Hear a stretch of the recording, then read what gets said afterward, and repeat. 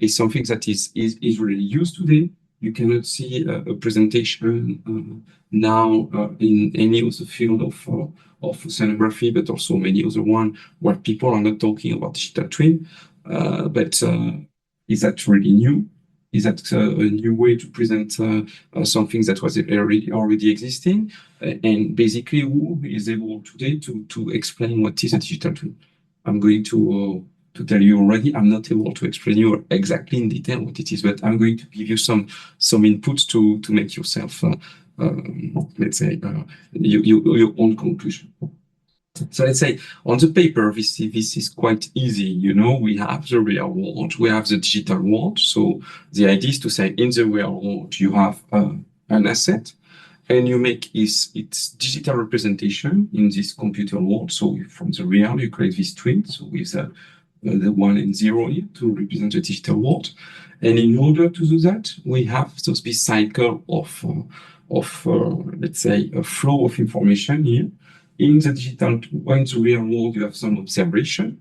It could be, I'm used to take the example of an engine, you know, that is running. So you have really your big machine here. You have information on the temperature or everything of your engine. This is coming from, this is thanks to sensor data, creating some information on that. You can model this information, telling, okay, yes, my engine is overheating or there is something happening. You can visualize that, take some decisions on that. And then, if it's, let's say, a physical engine in a closed world, in a, let's say, an engineering world, it's quite easy to work on that, to say, okay, my engine is overheating, let's reduce the speed, or let's change the speed of the fan in order to do something. It's a bit more complicated when you talk about the ocean itself, because as far as I know, I've never seen, you know, a button to say, okay, I need to reduce the heat of the ocean or to change the content in CO2 or any other parameter. So if we go to another way to present this digital twin world, from the real world that is on top here, we are used for many years, especially in oceanography, to do some digital modeling. The digital modeling is something that is existing for decades, I would say, when you are able, thanks to the physics of the ocean, to Navier-Stokes equation and things like that, to create those models. So explaining all the currents are flowing under the surface and things like that. So this is really what is a digital model, and this exists for many years. With the improvement of the way to acquire information, we have been able to create digital shadows. The difference here is that you have some real-time data or near real-time data coming from the satellite, from the in-situ sensor, for the Argo or whatever, giving you the information on the ocean. This information is ingested in your model, and you have in real time, or almost near real time, a few hours difference, your digital representation of your ocean. That is all the time being adapted to that. To be able to create this twin, this actual twin, you need to have the possibility to have this feedback. I don't know if you see my mouse, this feedback arrow here from the digital world to the real world, in order to say, okay, something is happening, my ocean is overheating. What can I do? And this, of course, it's out of what is usual in the engineering world. We don't have this feedback button here for the ocean and for many, let's say, existing real life ecosystem or whatever on which we are creating the twins. So what is very, very interesting today is that the digital twin of the ocean is a concept that had a lot of impact at political level. We have seen in the last months and years, Ursula von der Leyen, President Macron, a few commissioners around ministers and things like that, been talking about the DTO. We have seen the civil society interested in the DTO. We have seen some industry in marine transportation, in hydropower or whatever, being interested in this DTO activity. And here is the key of this feedback, because if the science, our model, our shadows is telling us that we have something that is happening or that will happen, things like that, we can, thanks to this concept, this impactful concept of DTO, have the civil society, the political people, the industry being, let's say, interested in taking measure, having some decision and possibly an impact on the real ocean. One nice example is to decide to put some marine protected area. You see that, let's say, the marine life is being, let's say, under stress in some specific areas. This is monitored, tailored by our models, by all the science we can have in the oceanographic world.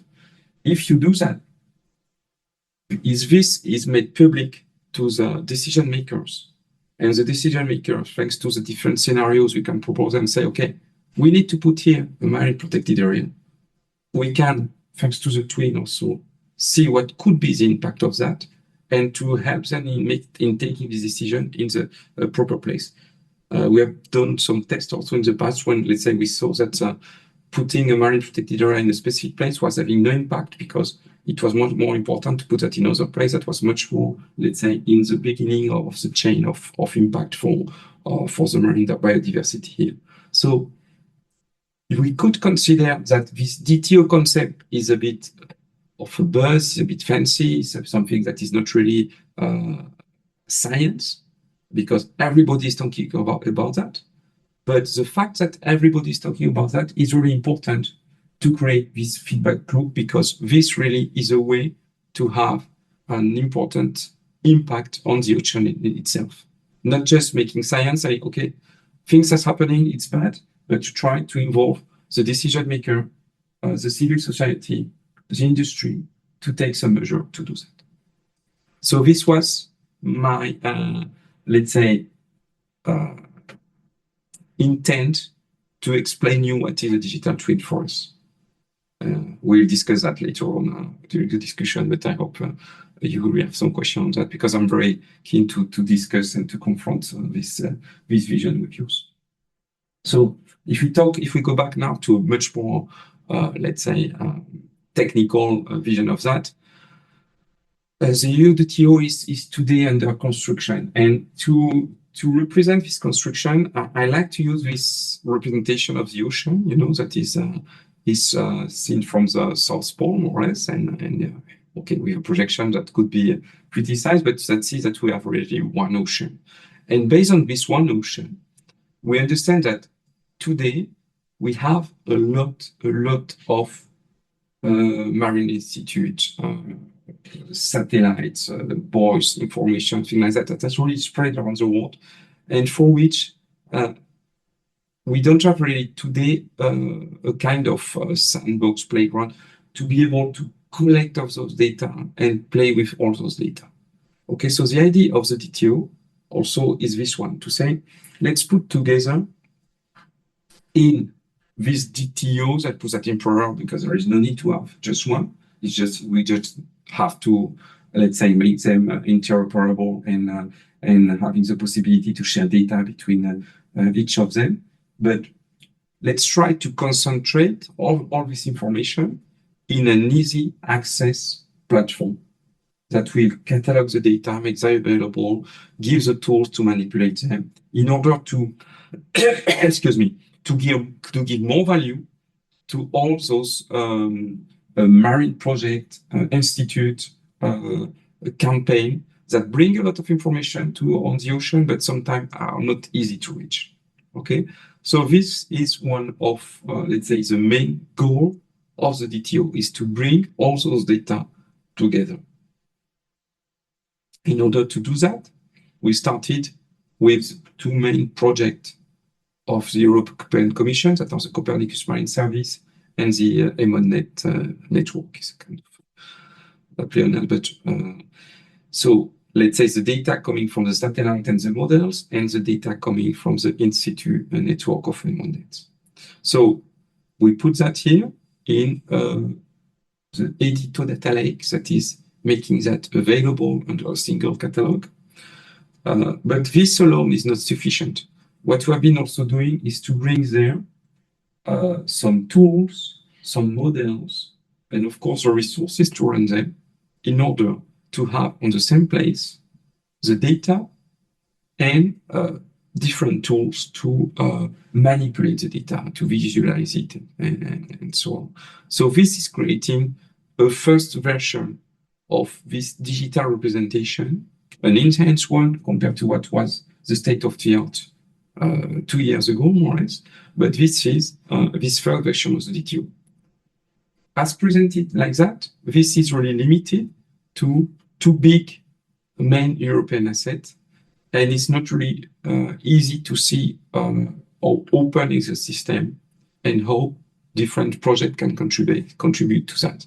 So the second part of this co-construction is to have the possibility for everyone, for any research infrastructure, European project, entity, national program, to bring the data towards the DTO platform. So this is the second step on that in the co-construction, to focus on this possibility to join all the efforts here in order to have computing resources, data access put together under a simple, hopefully, but single platform at least. Okay, so this is the second step of that. If you think about any project, I put here a coastal project, but it could be anything. Most of the research projects, you have those 3, let's say, contribution or aspects of a project. One is the one linked to the data. So it's a square here. You have a need here in your project to get access to the data. And sometimes you are acquiring, creating new data thanks to your project. So with new sensors on specific places that were not, let's say, monitored in the past. Then normally you have an application. This application is a circle on the right here. Is a circle on the right. So this is really a way to create some value from your data. And normally, thanks to this new information, this value, you serve a community of users.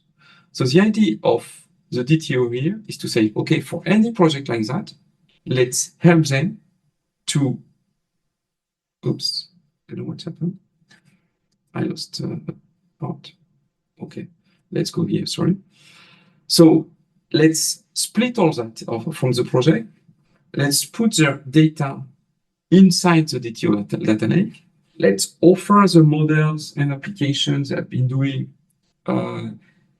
in the engine catalog. So we have different applications here that are possible. Imagine you have been doing something that is able to monitor, I don't know, in a coastal area, some impact of an aqua farm or whatever. Let's put your tool here and let's use the digital, let's say the DTO platform, the visualization system, the web platform as also a tool to better serve your community, to have more impact in the diffusion of your data. You don't have just the web portal of your project, you have that also. I think I'm very strong, so I'm going to accelerate a bit. So in free world, what you can do with the DTO is if you are, let's say, a simple user, you can just explore the platform. So you see application, you see data, you play with that. If you are a more advanced user, you can use the data, the different tools in the platform to create on your own space for your own, let's say, interest, some new data. So you create something. It could be also a way just to visualize the data in a different form, whatever. But what you expect from the community here is once they have done something like that, maybe in the create part, they have used some of the data to do some specific improvement, is to go to the contribute part, meaning that you're sharing your results with the rest of the community. So it's just when you have done something like that, you have downloaded the data, you have created a tool, you have a button to say, okay, publish, and you can make that available for all the community of users. You can imagine that it's not so simple because we need also at one moment to have some kind of moderation of the data. We cannot have someone, our new friends, climate skeptics here, coming here telling, no, the ocean is cooling down. Here are my data. Please share that with everyone. We need to have a kind of scientific validation of the data before really spreading that around. But for your own community, like in any kind of social network, you can share that without moderation. How do we perform also this co-construction? Because the concept is maybe easy to understand now to make that, let's say, operational and efficient. In our, let's say, construction system, we say that we have 3 and possibly 4 layers here. The first one, as I said, was the mandatory, in a way, data for the catalogs that are the Copernicus Marine Service and the Almonet data, and the different tools related to that. So this was the first small fish, here in this drawing. Then the second part, we are having some interactions with different Horizon Europe projects, Lighthouse projects, other training projects, in order to create this exchange of data, of model, of application with them. So to be putting all that in our catalog. The third part that will be starting, I think, end of this year or maybe the next year, we'll have some core for projects. So we have received some money from the Commission in order to create some specific calls to, in a way, to enhance the portfolio of services that we have on the DTO. So we say we have maybe some ask for, it will be open, but trying to have a diversified portfolio, to have tools for many possible applications here. So to be offered to the community afterward and create some content for the DTO. And once we will have all that, meaning that many data, many tools, many community of users around this platform, we expect, to have created enough traction in the old language of social network, but attractiveness of the platform to have any scientist telling, okay, I can get easily an access to the data here. I have some tools there. Let's create my new application, my new project on the platform without being paid maybe directly on that, but just because it's really good, it's helping. And I know that constructing my application on the DTO, my research will have more impact. And this, let's say, is a fourth part of the fish that is not, let's say, drawn here, but it's the one that we expect to be really the marker of the success of the project. We have some different layer of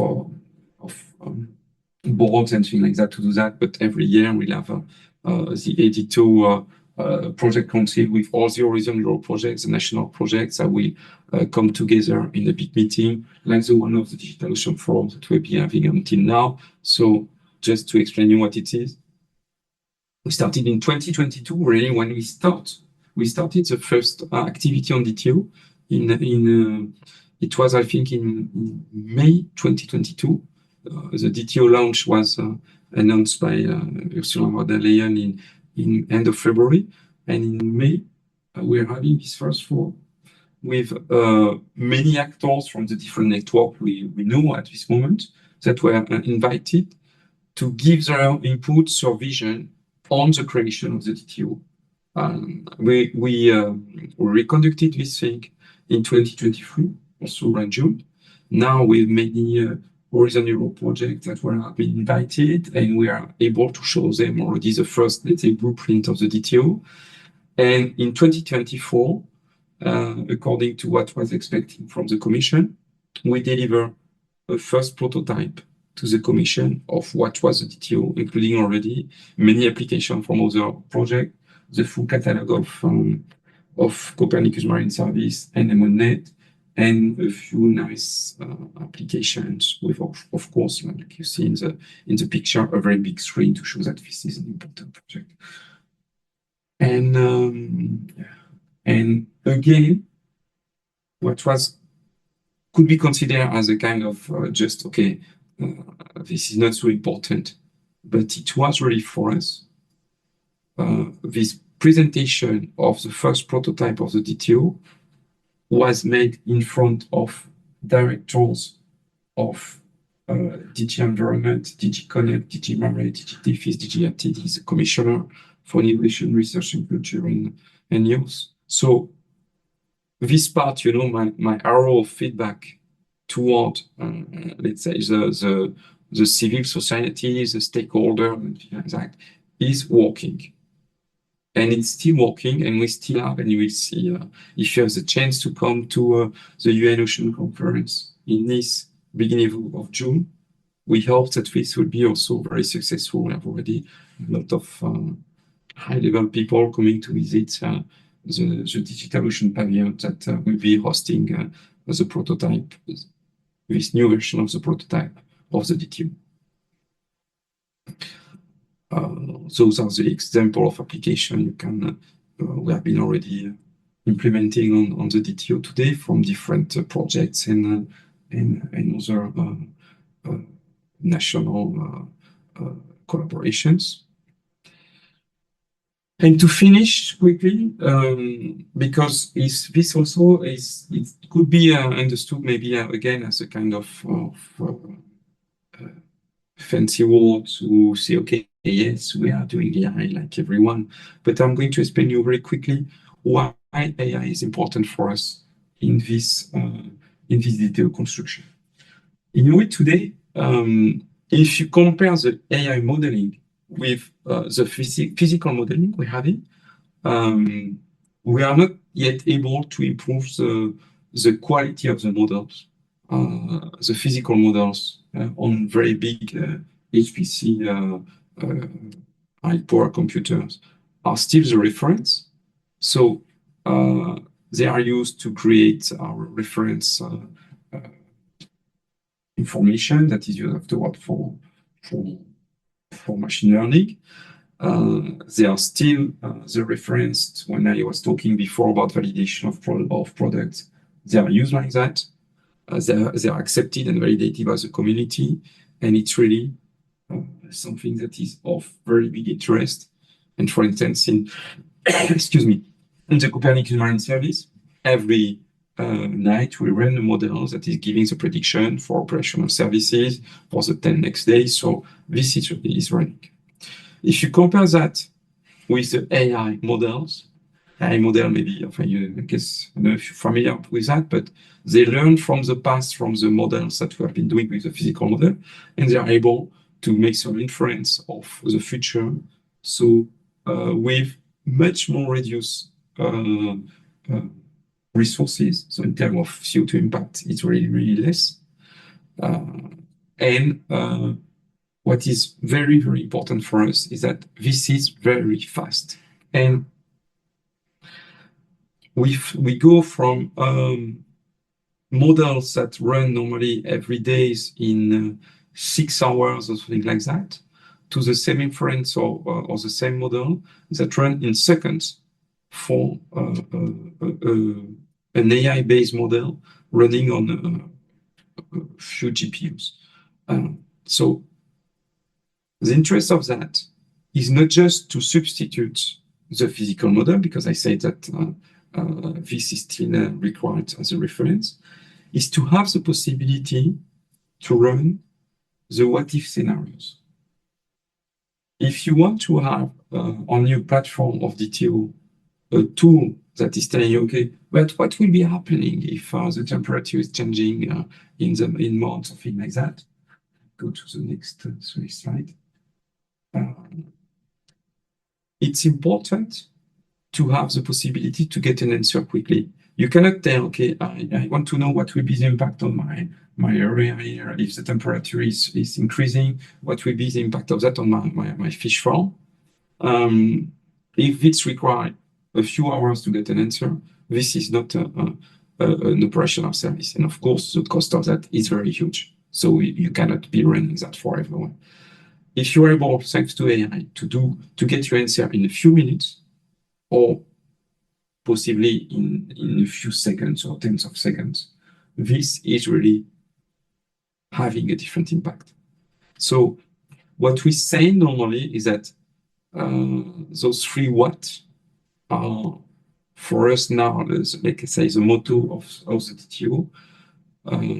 We are able, thanks to let's say the different network of satellites from the ECT monitoring and of course some modelization to really let's say fill the holes in those network of acquisition to create what now. With the classical forecasting system coming from physical models, but also anything, we are able to create a what next. That is really, with the current condition, what will be the ocean status in the next days. But what is really new in the DTO is a what if. So what if? So if I take a decision, if I put a marine protected area here, if I implement a fish farm here, if I put some aeolic part here, what will be the impact of that on the physical state of the ocean, on the different, let's say, nutriments, biochemistry, and going up to maybe big mammals, to really decide before having some science-based information before the implementation of an asset, or before deciding for a policy of what will be the impact of that based on those what-if model being running on the DTO platform. So as a conclusion, I will say that to come back to that, we are very lucky today because we have a real momentum in Europe around DTO. The European Commission is committed, and I will say the European also community of scientists is committed to that. We have been running 2 successful projects into infra and model lab, and now we are starting the new AD2 tool that is really scaling up the concept. And we still, at European level, improving around the Digital Ocean Forum, but also different now new tools, the co-construction, the collaborative aspect of this DTO. We have to keep in mind that this is sometimes is not just a central infrastructure. We have some distributed assets that are just put together to create the DTO. And finally, this is not just an European concept and approach. We have, for instance, 2 big UN decade program and projects that are DTO and the Ocean Prediction Decade Collaborating Center that are really using or improving the DTO in the global, let's say, goal involving people from Australia, China, United States, possibly. And so it's not just a new community. Of course, EU is leader here, but we are also connected to the rest of the world. And that's the end of my presentation. Thank you. Thank you very much, Alain. I don't know if I stop sharing and I keep that open for question on slide as you want. Stop sharing, and if I need to share again. Stop sharing so we see each other. Thank you very much for this really interesting and excellent presentation. Feel free to post your questions in the chat or just ask a question by presenting yourself as well. So maybe if not, I will get it started with a question that came to my mind also when I attended the digital forums in Brussels. where I also met oceanographers, and there seems to be also a discussion on the feasibility. So we don't have data about all areas of the ocean, especially biological diversity. There are a lot of data lacks. It's very difficult also to integrate data. So how do you try to respond to, let's say, maybe the critique of scientists that think it's actually not possible to create such a digital twin? And after that question, I will read the questions in the chat here, or just ask people to ask themselves. Just to be sure, I catch your question. You mean for because I was reading stories on the chat and the question just on physics, and I think it was I was mixing up the two. So your question was about the access to what to sorry. What I meant is, how do oceanographers react to the DTO? So you said you are not an oceanographer, and whenever I talk, I'm not an oceanographer, but when I talk to them, they often seem to find it quite unrealistic to create a digital model of the ocean, right? Yeah. And so my question is this something you encountered, and how do you react to this? How do you try to respond? Yeah, you know, sorry, I understood. Sorry. In fact, this is quite normal because the first, let's say, presentation, publicity, communication on the DTO was presenting that as something magic and unrealistic. I will say that Mercator Ocean is a good laboratory for that for us, because when you start talking about the DTO, all the colleagues that are, let's say, modelers, oceanographers for decades were saying, what is that? What is the interest of that? This is completely crazy. You cannot have this kind of let's say, models in 3D real time, blah, blah, blah. This is just impossible. And it's true because our, let's say, the communication, especially at a very high level, was completely decorrelated to the reality of our system in construction. Today, having put together simplified access to a bunch of data that were very spread in the past 2 years ago, having provided with the data some computing resources, having providing with that some tools to analyze the data, to easily run the models, some visualization tools also for that specific. What is really nice for us, it was really one of our, let's say, KPI, we say internal KPI in Mercator, is that we see that our oceanographers now are using the E2 platform to run their models and to do some testing and things like that. And one good example was I present this GlowNet AI new model.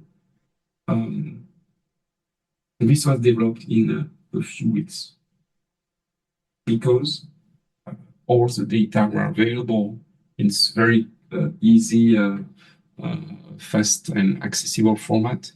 The resources were available, and some, of course, oceanographer with a bit of experience, but also of knowledge in AI, were able there to deploy some tools, let's say off-the-shelf tools on machine learning, to quickly create a model and have results on that. Mm-hmm. So on one side, you have this kind of communication thing. Yes, the DTO is everything, and you have also at one moment a lot of buzz with the virtual reality. People will be diving in the ocean, seeing the whales and things like that. Okay, this is not what we talk about today. We talk about the possibility to put together the assets and to have a real impact, because really we have things alive for the scientists here. And not just scientists, also, let's say, the general public and some stakeholders. Mm-hmm. Okay, thank you very much. We have a few questions in the chat. Maybe, Rachel, do you want to ask yourself and maybe also present yourself? Yeah, I can say it out loud instead. My name is Rachel Tiller, and I'm part of this project called CDTO, which is working on adding socio-ecological data into the digital twin of the ocean. And this is a question because you mentioned this specifically, like that you could run these what if scenarios and get these impacts on like biochemistry and the physical environment and find out what to do. So what about the impacts these kinds of things will have on local communities? So then what kind of what if scenarios are coming out of that? Like how can you integrate it? It's something we're struggling a bit with in this project. So how are you integrating, like how can we actually get some kind of what if scenarios and policy advice out of it? And who's giving this advice? I mean, this would be very local. I mean, these must be so Yeah. case specific. You have to have like billions of local twins in order for this to be able to be used at a zoomed in level, wouldn't you? Yeah, exactly. But in fact, the idea behind that maybe will not work everywhere, and we will not have billions, maybe a few hundreds of twins, is to say that we expect when we develop. Let's consider, and if you want to see the impact of sea level rise on the coastal community living from fisheries or whatever with harbor, whatever. You say, okay, if I'm able to develop a tool here that will have some data, possibly normalized in input, you know that more or less you have some specific information layer on the distribution of the population, on their income. So just telling ideas like that. If you are able to create your application there, really tailored for this specific village area, what would be if we are able afterward to present you on another place the input data with the same formats, with more or less the same quality and resolution, the data for regarding the community around, is it possible for you to easily adapt, tailor your model, your application to this other community? That's what is behind this idea here. We know that we are not going to have a magic model that will ensure that, but could we make that much more easy thanks to this normalization and different leveling to have one locally developed twin, to call that this way, being used in another place. Compared to what is being done today, where every time you have a new research project, Horizon Europe 1 or whatever, people start again with, okay, let's acquire the data, let's make them available in a specific format, blah, blah, blah, and wasting some time on that. Let's try to see if we can gain, thanks to this normalizations,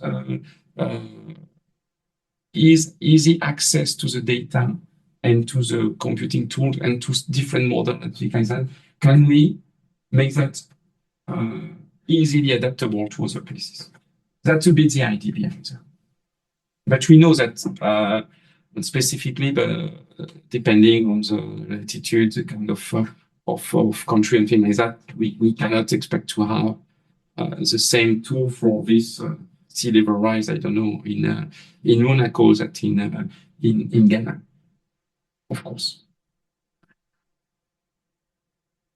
Yeah, thank you for your answer. I see someone else has an answer, but this was a good one, so I might tap your brain later too. Sure. Good. Then I think first we had Caro Hirt, who is also a researcher in my team, and then we have another question in the chat. So Caro, please. Thank you very much for this very insightful presentation. I have two questions. The first one is similar to the one we just had, but it's more about a bit conceptual question. As you mentioned at the beginning of the presentation, the big difference between digital shadows and digital twins is this feedback loop, so the impact in both directions. And so also in our project, we were talking about it. So how could this impact from the digital to the physical, like the ocean could look like?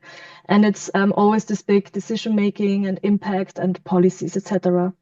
And so I'm wondering, because this is such an important factor of digital twins, so it is a digital twin in the end. I was wondering, do you have at Mercator or somewhere else like a way to measure these potential impacts in the end, to quantify it in a way to really see if it really makes a difference? And the second question is about the international cooperation you mentioned at the end of the presentation, because there are, I was just wondering, are you actively cooperating with other digital twins of the ocean in other parts of the world, or how does this international cooperation look like? Okay, so for the first part, I will say that today, what you are trying to do, as I was mentioned before, is to create, let's say, the conditions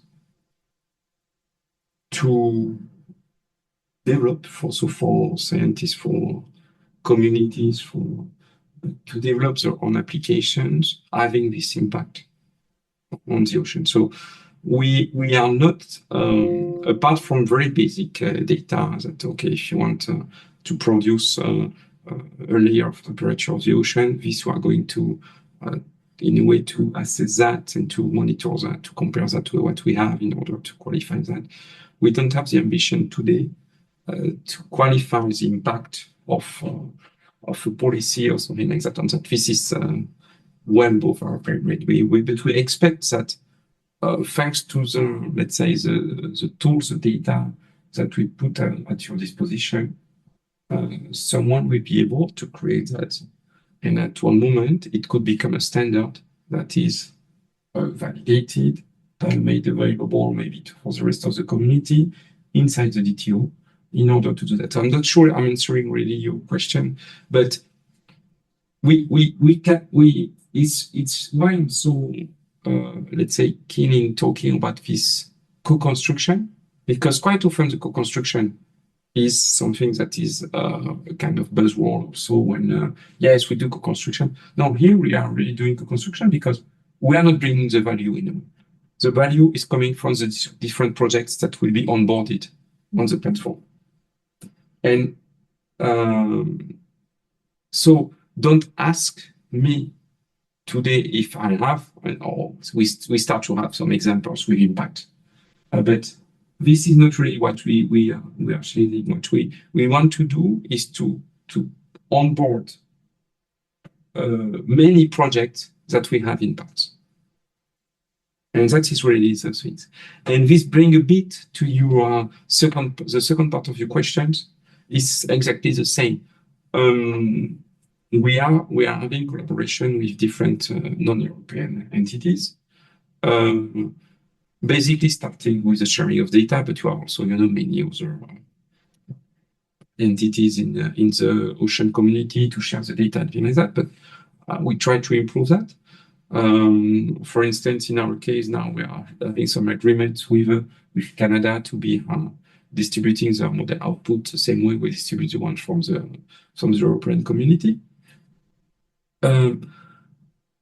We expect also them to be using our platform to get access to the data. But this collaboration today, I do think that is not really something that I don't know to tell that we don't have in a way to expect too much from that, but at the same moment, this is key because, as I mentioned at the beginning, we have just one ocean. Okay, so if we have two twins, for instance, that are created, let's take one around the Australian part and much more our one focus in the Europe, around Europe. Sorry, those two could cohabitate very easily. We can have some exchange of data as long as we respect the same format and things like that. And we may have a mutual enrichment of each database thanks to this collaboration. And it's what we are seeking. Something we really don't want to be is a kind of, hegemonic solution for DTO. We want to be open to collaboration because, again, we know that alone, this will not happen. And we want to really give the tools, the technical tools, to make this collaboration feasible. So I'm all the time between this very, very high level discussion, negotiation, and things like that, and very, very basic one when we talk about formats and metadata and things like that. And this is my daily work, to be exchanged with commissioners and things like that, and ministries and things like that in different countries, to know how to set up those collaboration and what would be the impact. And now, so I'm mentioning a lot of work for the presentation at the UN Ocean Conference and this and things like that, with many high-level people. But in the same time, all that will fail if, let's say, the connections are not working, and the basic stuff. Today, for instance, we have a drawback with our platform. One piece of storage is not working at full speed. This is a concern, and this could be very damaging for the global image of the system. So I think this is quite interesting, but challenging also, I have to admit. But I do think that we need to understand on both sides, and putting in between, and we say the marine scientific community, that we need all that to have the success. And of course, the marine scientific community and extended with the application of the that is key in this success. Mm-hmm. Okay. Thank you very much. We have a question in the chat by Chopin. I'm not sure. So if you want to raise the floor and ask your question, please go ahead. Yeah, hi. So this was my last name. First name is Nicolas. Thank you very much for the presentation, Alain. I just have a few questions regarding Edito 2. You mentioned Edito 2 in your conclusion. Is it the extension of the Infra and the Model Lab projects that were a couple of years, I think 2 or 3 years projects, and Edito 2 will be the following? And which form will this take? And you also mentioned call for projects coming later this year. Are they related to Edito 2 as well? So okay, I couldn't suggest yes, but I'm going to detail a bit. No. So basically, yes, we had this Edito Infra project that's ended beginning of March. We are starting the Edito 2 now, that will bring the continuity in terms of infrastructure. The Edito Model Lab project is finishing end of this year, but also part of the activity will continue in the Edito 2. Edito 2 will be a 3.5-year project. So for those that are familiar with that, we are aligning now let's say, the phasing of Edito with the financing frames from the European Commission. So we have this vision here. We have also the vision after Edito 2 to have a continuity under a more operational framework like the one of Copernicus, something like that. So during the last European, I never know if it's Marine or Maritime Day in Brussels, it was the director, John Bell from DGRTD, was telling that for the digital ocean, we are at what he was calling a Copernicus moment, telling that it's what happened for the satellites and application 10 years ago when the Copernicus program was created. You say, okay, we have everything here to do that. So let's put some resource, create some entities to manage this information. So, and regarding the core, they are in the Edito 2, let's say, plan programs, and and funding, we'll have some call for proposal to create some applications that will be, of course, using the platform, and creating some new field of application for serving new communities or things like that, in order to really increase the impact of the platform. Okay, and just one more question: will there be any call for maintenance of what's already running, or will it be something separate? For the development of the platform? Yeah. Yeah, it will be, yeah. That's apart from that. The calls I was mentioning was much more for the application part, to have the certificate. Of course, let's say the development of the platform will be also now much more externalized towards the industry. Thank you very much. Sorry. You're welcome. Are there any more questions?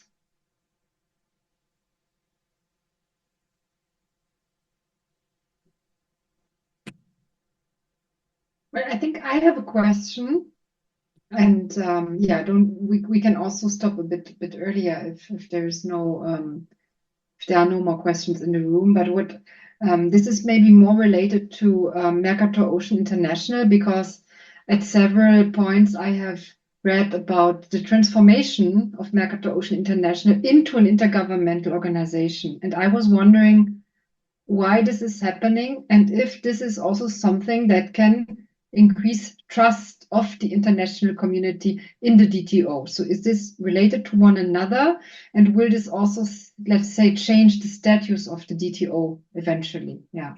And what's also the process? Is it already an international intergovernmental organization, or when will this happen? Yeah, so just I think it's a very interesting question for us to explain. We have today Mercator itself, it's a non-profit organization that is with public shareholders from 6 countries, if I remember, or 5 or 6 in Europe.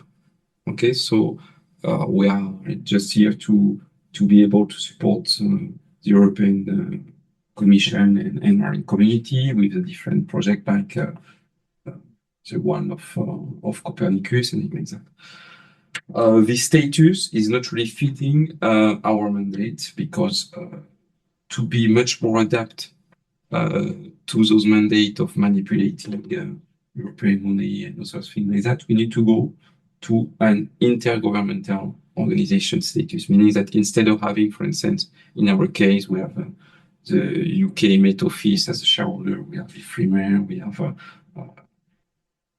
CMCC in Italy, their center in Norway, but those are institutes. What we need going to IGO, the shareholders will be the states themselves. It's intergovernmental organization. So it's changing a bit our status, giving normally much more trust in the organization for the rest of the public.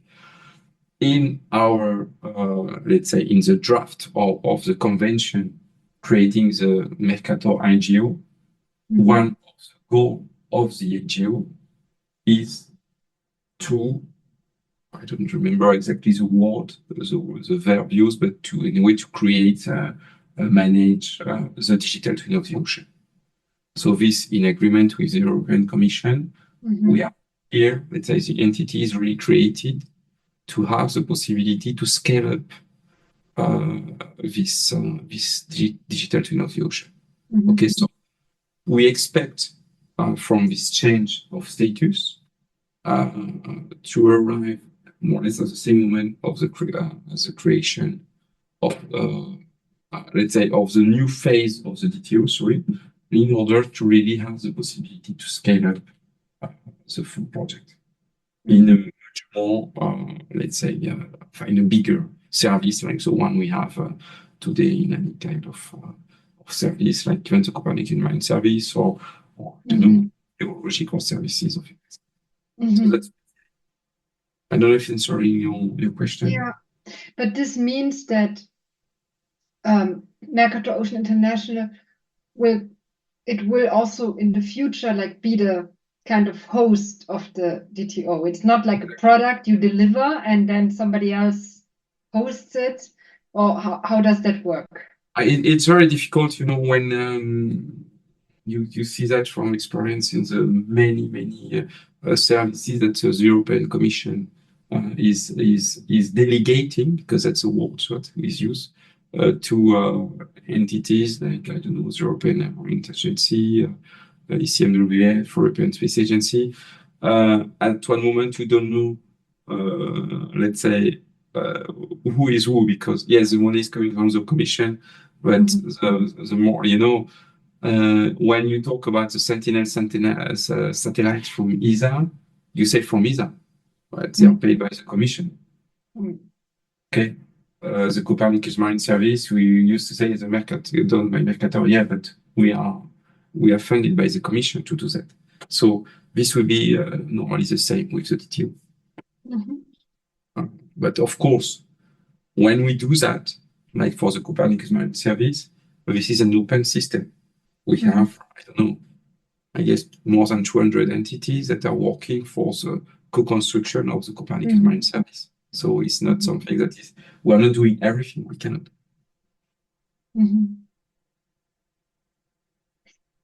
Any more questions from the audience?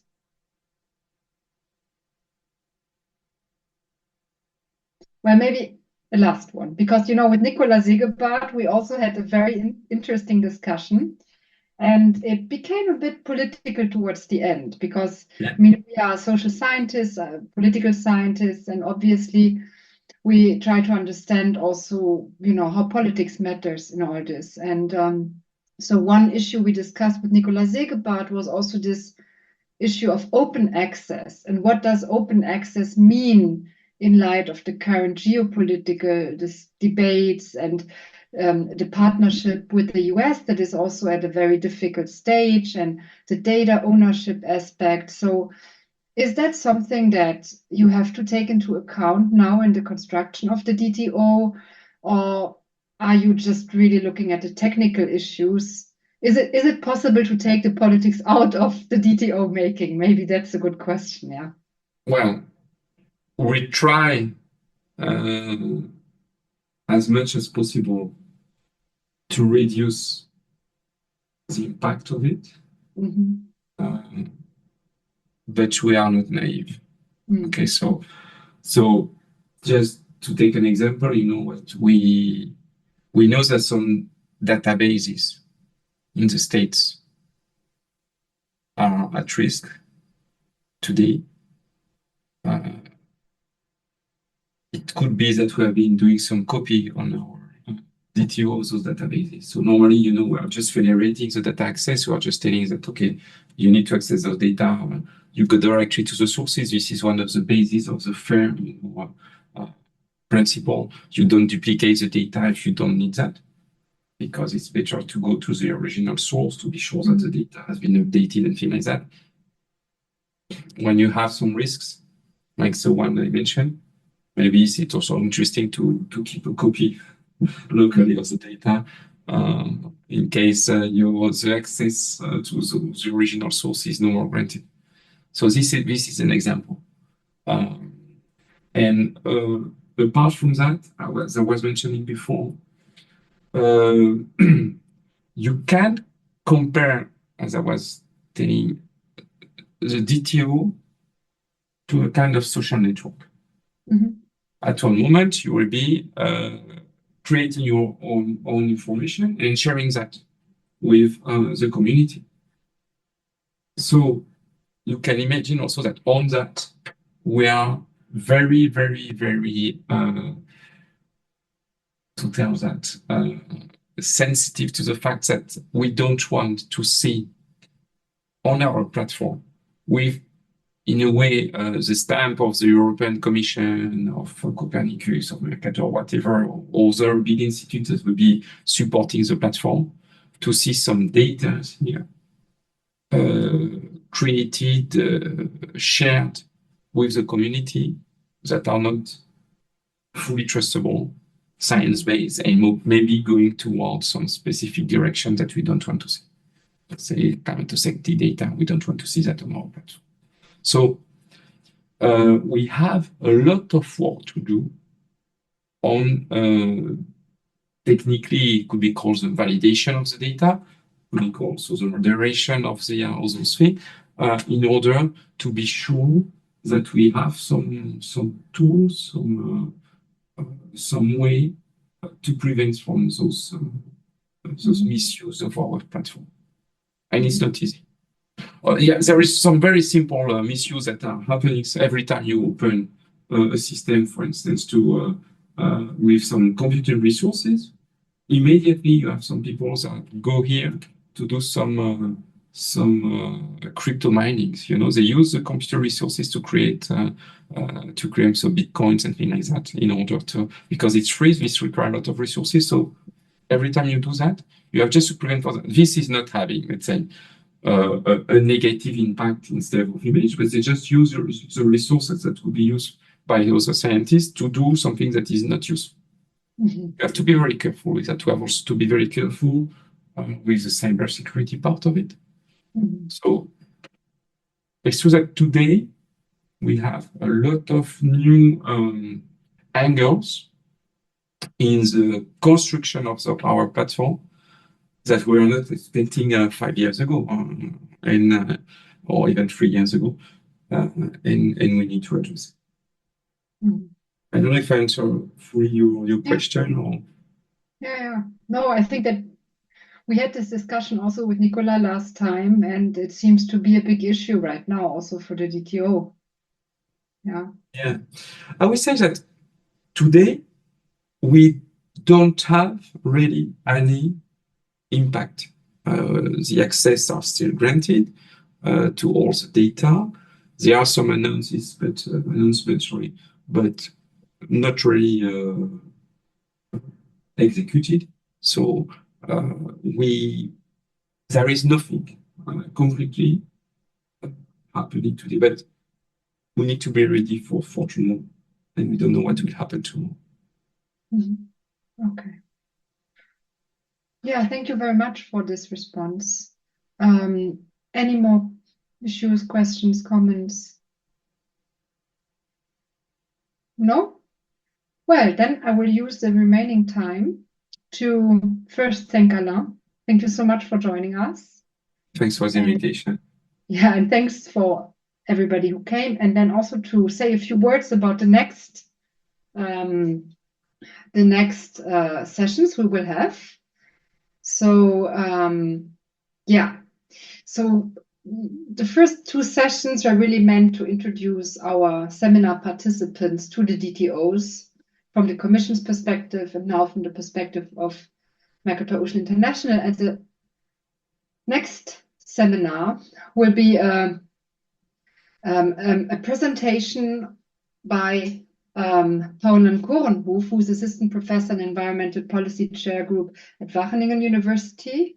And the objective is really to have a more philosophical perspective on digital ocean twins and to ask ourselves, how can we conceptualize them? What do they do? How do you also understand the relationship between humans and those tools? And so this will give us like a really interesting perspective on digital twins and how they matter for humans and societies. And then on the 18th of June, Elizabeth Havis from the University of North Carolina, Chapel Hill, will introduce us to ocean data science initiatives and the making of Ocean World. So they have created a database of ocean data science initiatives. And so she will introduce us to this database and explain how she, as a geographer, looks at those initiatives. And so I would also like to introduce you to an event that we are organizing at the UNOC in Nice. So this was also mentioned several times by Alain. This meeting will be extremely important and the DTO will be everywhere. That's what I understood also from Nicola Segebart.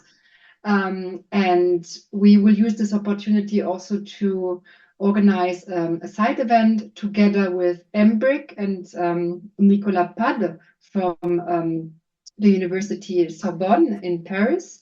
In this side event, we will discuss the making of digital twin of the ocean and ask if it's fit for global marine biodiversity governance, and specifically look at ethics, politics, and the question, what are the conditions for developing digital twins of the ocean as transformative tools equipped with transformative power to really change the way we are doing things?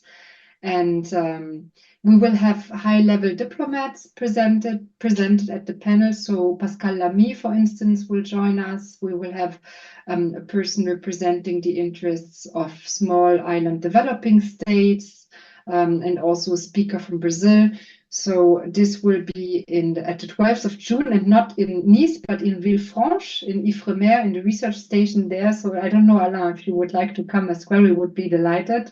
And everybody who is here and also attending the event in Nice, would be great to also see you, not just online, but on site at this wonderful place here. Absolutely. I don't know if the agenda is really packed, but I will try to be there. Is this far away from Nice? Because I'll be in Nice all week, but I have no. Yeah, we organize a shuttle service. So there will be a shuttle service that we organize from the event place in Nice to Villefranche. I think with public transport, it might take like 30 minutes or 40 minutes, but we will organize a specific shuttle bus for all of it's very close to Nice, Villefranche. You see the hill here on the other side, it's Nice. So how do you sign up for this? Is there like a sign up, or is it just to show up? Yeah, we will organize like a registration. So we are just finalizing the program now, and then we will, I guess, put it on our homepage and also on Embrick's homepage and on LinkedIn and all the devices and that we have. So yeah, it's very exciting. I'll definitely come. This looks really fun. Great. Okay, well then, thank you so much, everybody, and enjoy your long weekend. And I hope to see many of you at our next seminar. And I also would like to thank my team for the great organization, Wen, Leo for the program, Philip and Emil for the technical support. So thank you so much and have a good evening. Thanks again. Bye. Bye. Thanks, Alice. Thank Bye. you. Bye. Thanks to the team. Bye.